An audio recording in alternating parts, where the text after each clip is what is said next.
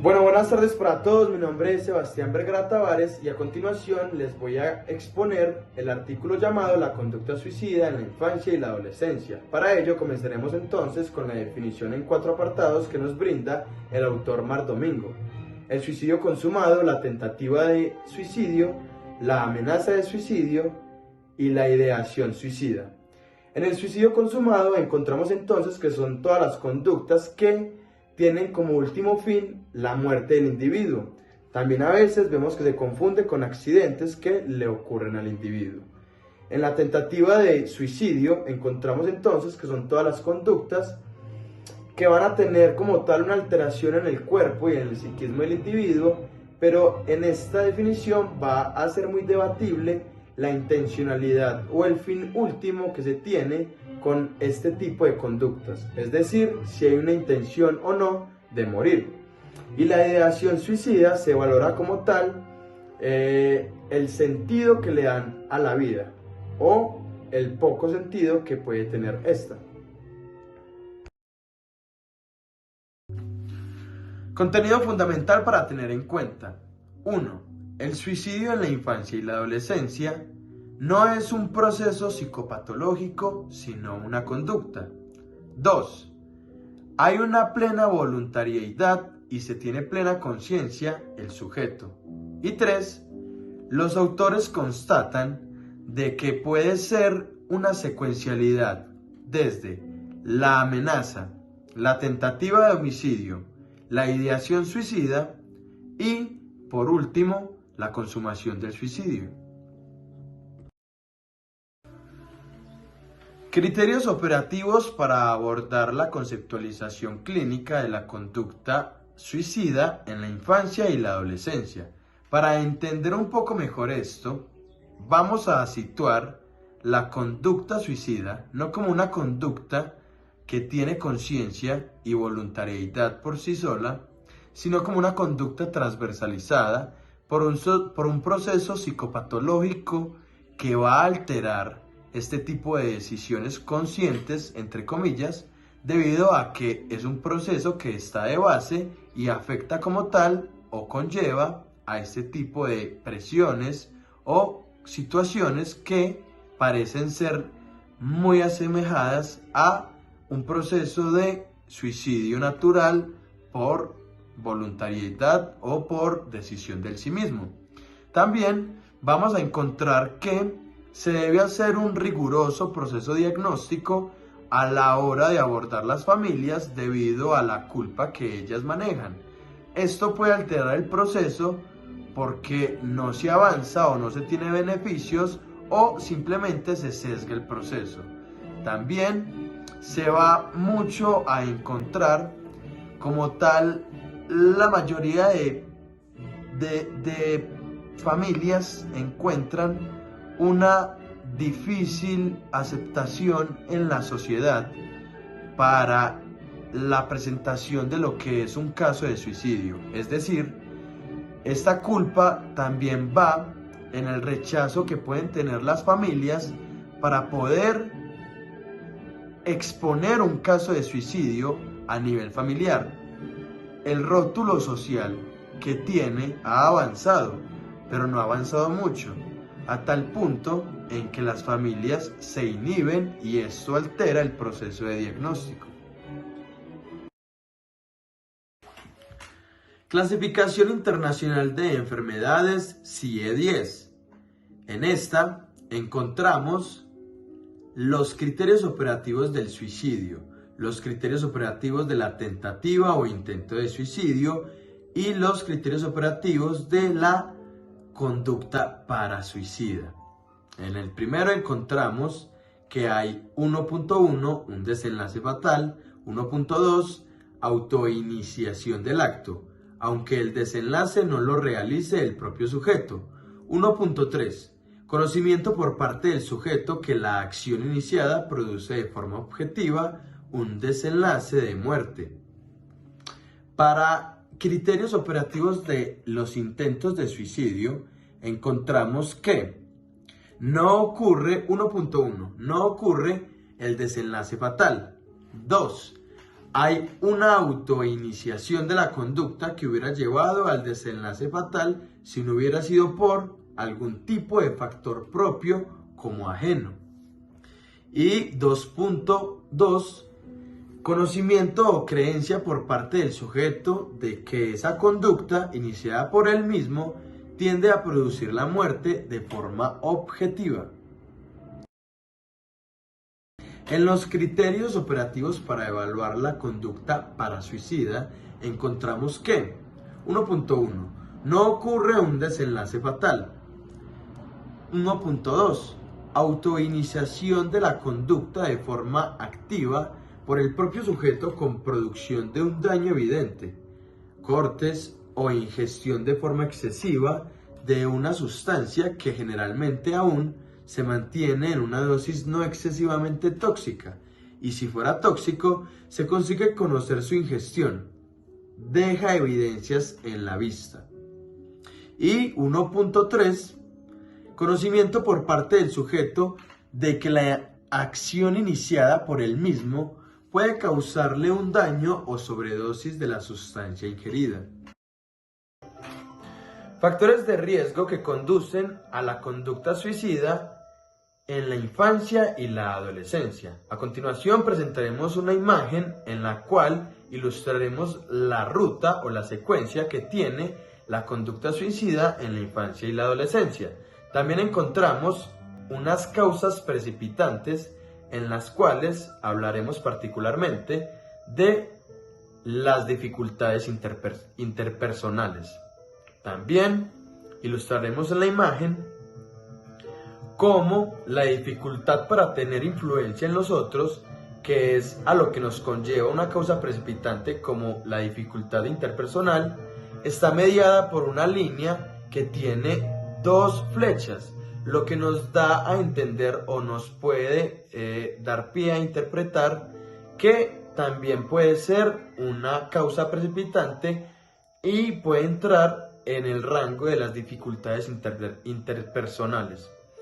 La disminución de las energías personales también tiene la flecha en doble vía, y la distorsión cognitiva también tiene la flecha en doble vía. No obstante, cabe resaltar que se está hablando entonces de un recorrido, entonces esta sería una segunda instancia del recorrido de la conducta suicida. Pero como está la flecha, cabe resaltar también que puede ser una causa precipitante. Todo esto nos conlleva entonces a un afecto intenso o pobre y una regulación de los afectos escasa. También esto nos conlleva a tomar decisiones impulsivas, a la dificultad para generar otras alternativas y una dificultad para evaluar las consecuencias en las acciones. Y pues todo esto va a terminar o va a tener un fin en una conducta suicida, o como se ha nombrado anteriormente, en un suicidio consumado. Continuando entonces con el tema de los factores de riesgo para la conducta suicida en la infancia y la adolescencia, encontramos el factor de riesgo somático, el cual nos refiere un estudio que nos da cuenta de que las observaciones que se han hecho en la ausencia del líquido cefalorraquídeo en los pacientes suicidas es la alteración bioquímica que se relaciona directamente con ello, lo cual pierde relevancia en el tema de la infancia y la adolescencia. Tenemos entonces los factores de riesgo familiares. En esta podemos encontrar factores que provienen, como su nombre lo indica, de la misma familia, es decir, una familia disfuncional, una familia en la cual no se tenga en cuenta al individuo como persona, sino como una carga, o simplemente se le tenga repudio por su lugar en la familia. Es decir, son familias que son patológicas en su dinámica y por esto hacen que se ejerza como tal una presión en el ambiente que el niño torna o asimila, como hostigante, para que se cargue de estrés, para que se cargue de ansiedad, para que se cargue de muchas emociones intensas que no son acordes a su desarrollo como tal en la infancia. y esto conlleve a situaciones que sean de mayor relevancia, como las de una autolesión o un deseo explícito de morir. En las características psicológicas, encontramos entonces que una baja tolerancia al dolor y la frustración, una ansiedad de por medio y un poco control de impulsos, también acompañado de una distorsión cognitiva, tanto en el afecto para dar y recibir, van a ser factores que van a mediar la vulnerabilidad que tiene el individuo al momento de presentarse una situación no esperada que sea un desencadenante para mayor vulnerabilidad al momento de hablar de la conducta suicida. Es decir, que este individuo es más propenso a sufrir esta conducta. Características del entorno. Acá se evalúa lo que es los factores estresantes y las situaciones donde se utilizan herramientas que puedan llevar a la conducta suicida. También las actividades que se realizan y que pueden llevar a este tipo de conductas.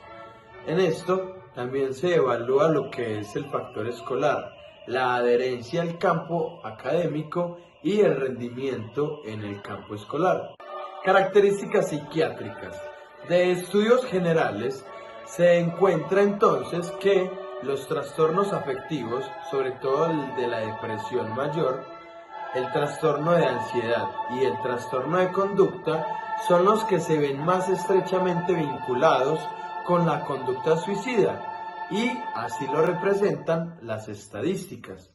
También se observa que trastornos límites y otros trastornos de la personalidad se ven relacionados directamente con la conducta suicida. Capítulo 32. Los intentos de suicidio. En la historia vemos que desde 1969 los intentos de suicidio y los suicidios consumados estaban un poco alejados de lo que era la conceptualización científica, debido a lo inusual en el momento, y al fenómeno presentado se le rotulaba de otra manera o se interpretaba de otra manera. También encontramos que era algo que los psiquiatras infantiles no aceptaban o rechazaban contundentemente y era irreprochable. De esto, también en concordancia, se orientaban o asimilaban mucho las ideas de este reproche hacia el suicidio en la infancia por parte de los psiquiatras infantiles, los pedagogos y los que se acercaban más al área del aprendizaje infantil. Encontramos también entonces que el suicidio en la infancia ya existía como tal a finales de los 60, pero por repudio de la sociedad y por la carga en cuanto a la culpa o la vergüenza que puede sentir la familia por parte del señalamiento social, lleva a que se inhiban de exponer la situación y de que finalmente conlleven a darle otro sentido a esta pérdida o a no especificarlo como un suicidio, sino como un accidente o como algo inusual, como un acontecimiento inusual. El deseo de muerte en el niño. ¿Existe o no un verdadero deseo de muerte en el niño que intenta suicidarse? En este estudio encontramos una discrepancia entre las manifestaciones hechas por los niños encuestados en muchas ocasiones y entre las evaluaciones clínicas que hacen los científicos y los clínicos. Es decir, podemos ver que los clínicos postulan que debido a que el método que se utiliza mayoritariamente es el de la ingesta de medicamentos, no se puede hablar como tal de una conducta suicida, sino de otro tipo de patologías o de motivaciones hacia esa acción. Es decir, Los clínicos postulan que no hay deseo de morir, sino que puede haber un deseo más allá del niño para llamar la atención o, en cierto caso, para otro fin, no el deseo de muerte. Y la encuesta, que está representada por un 7,3% por manifestación de niños, es el otro lado que postula que el deseo de morir o la intención, la impulsividad del acto, todo de momento, la autoagresión, es con la finalidad de morir. Es decir, los niños manifiestan que quieren morir con lo que se había hecho para poder llegar a ese suicidio consumado. Algunos autores van a definir la conducta suicida como un continuo que abarca desde la ideación suicida hasta el suicidio consumado. Esto debido a la evaluación de factores psicológicos, antecedentes psiquiátricos familiares y la interacción familiar negativa que se da en esta, también referenciados en el proceso psicopatológico que se puede estar o puede aparecer de base. Otros autores van a encontrar entonces que no va a ser lo mismo el sujeto que consuma un acto suicida, una acción suicida, a la persona que solamente se queda en las amenazas o las tentativas de suicidio. Por ende, no coincide en la secuencialidad que se refiere en el principio con los primeros autores. Es decir, no creen que vaya desde la ideación suicida hasta el suicidio consumado, sino que va a haber otros factores que hacen que esto se divida por diferentes motivos. Entonces, continuando con esta idea, vamos a encontrar una tipificación de dos grupos en los cuales aparecen los primarios, que son los que se hablaron básicamente en la primera definición.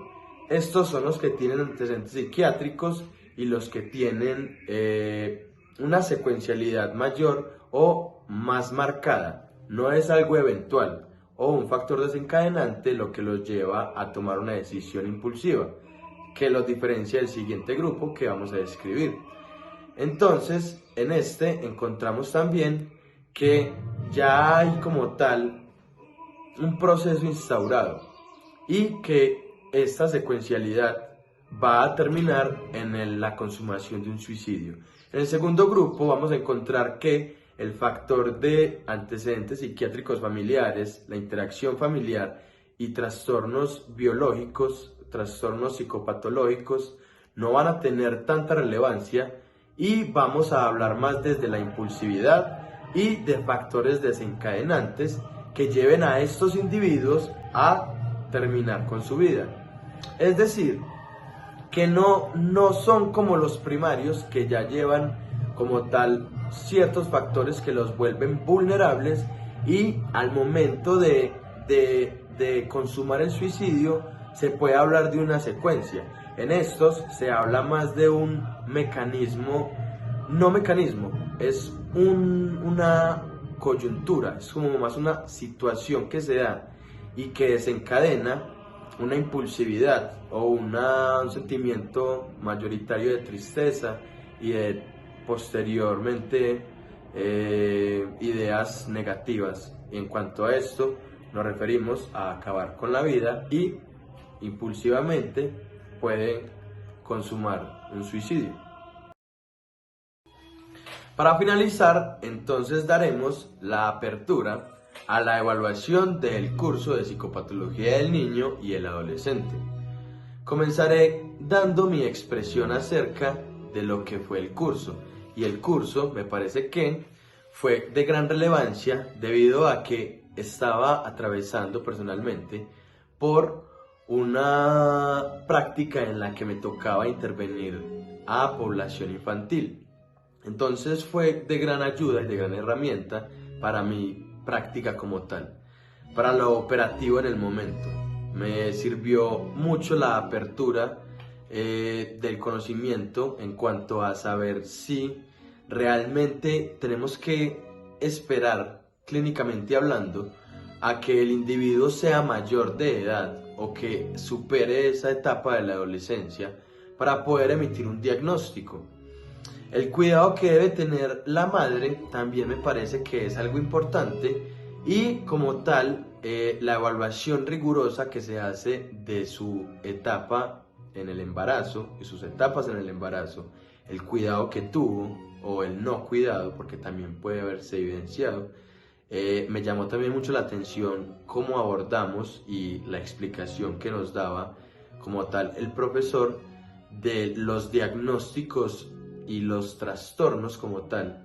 Primero los trastornos y luego los diagnósticos de trastorno bipolar afectivo, el 1 y 2, el trastorno depresivo mayor, trastorno de ansiedad y diferentes temas que también son importantes.